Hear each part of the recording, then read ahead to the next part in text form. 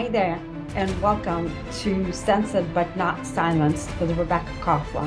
I'd like to give you a quick intelligence update on Putin's regime and assess how firmly of a grip does he actually have on Russia and on his government. Now that the Russia-Ukraine conflict has crossed the 10 months milestone, in Ukraine is being continuously devastated. Ukrainian people are slaughtered. A lot of the Western commentators are predicting Putin's regime collapse. Why? It's because the situation in Russia is deteriorating. The mobilization that Putin has invoked to replenish the faltering Russian armed forces is a mess, and scores and scores, thousands of military-age men are fleeing Russia. The Russian conscripts are complaining about lack of uniforms, lack of proper training, inedible food. And so the thinking is that all of this is going to cause such discontent in Russia that Putin will be removed. Well, let's take a look at this hypothesis more critically. So there are three possible ways of getting rid of Putin. First, a massive social unrest, a military coup, and a rebellion inside his inner circle. Well, it is my assessment that the probability of any of these three is extremely low.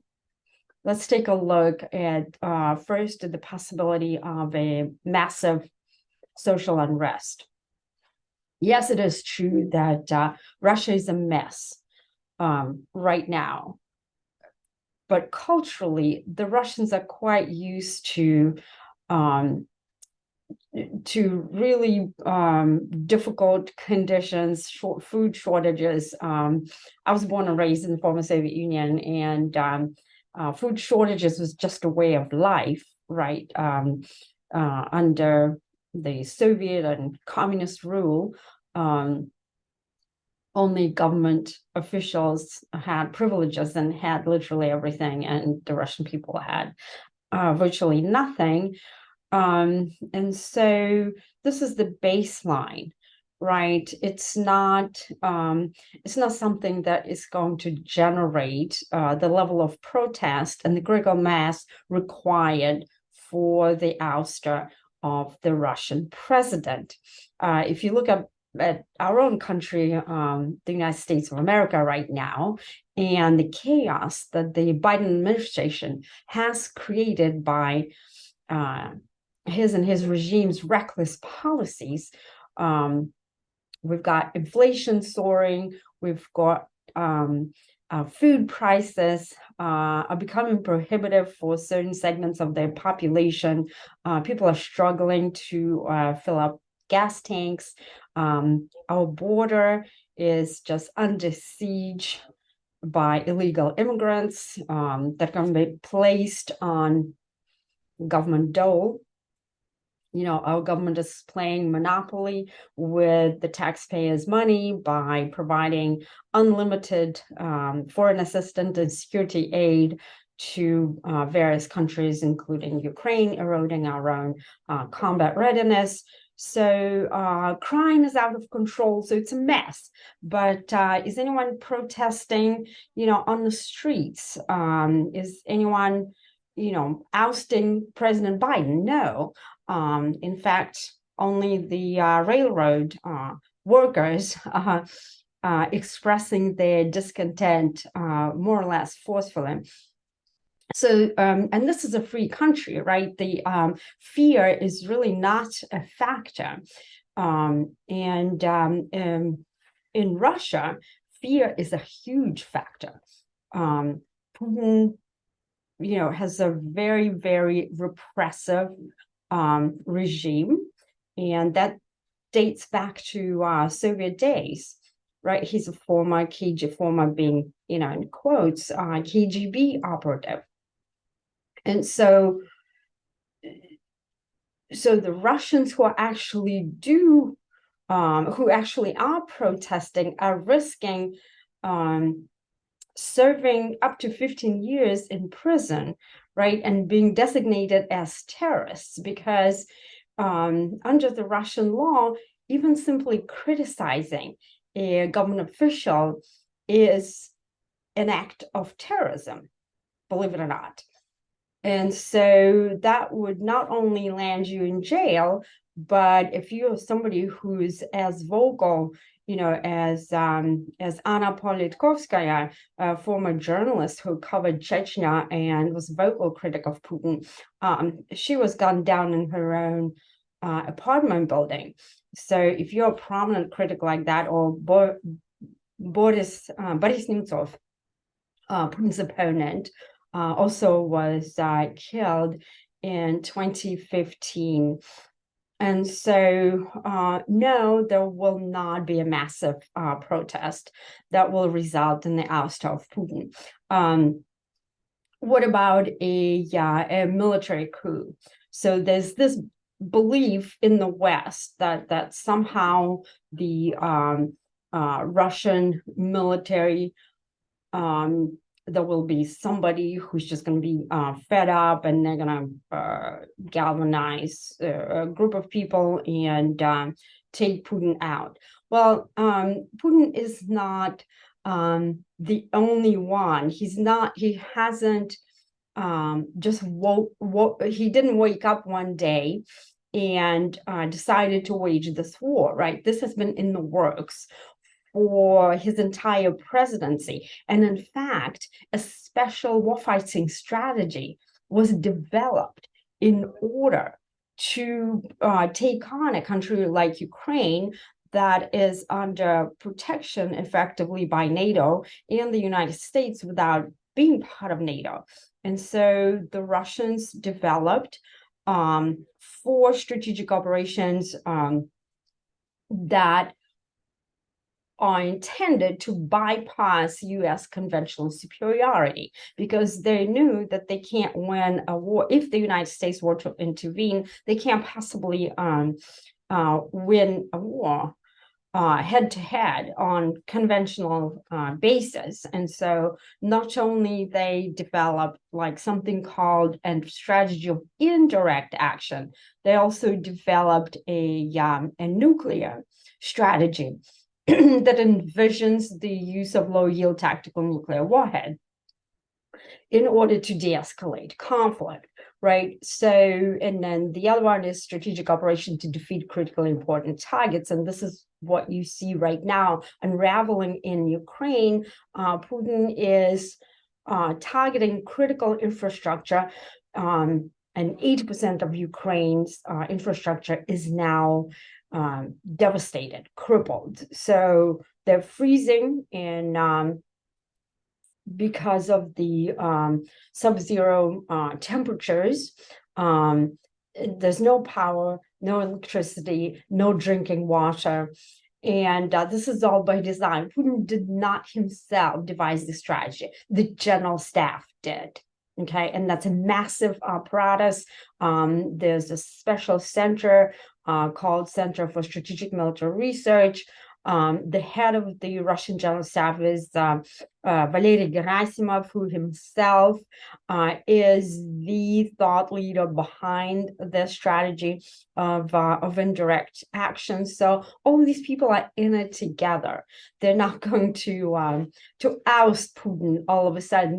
They helped him prepare for this. And then finally, a rebellion within Putin's inner circle.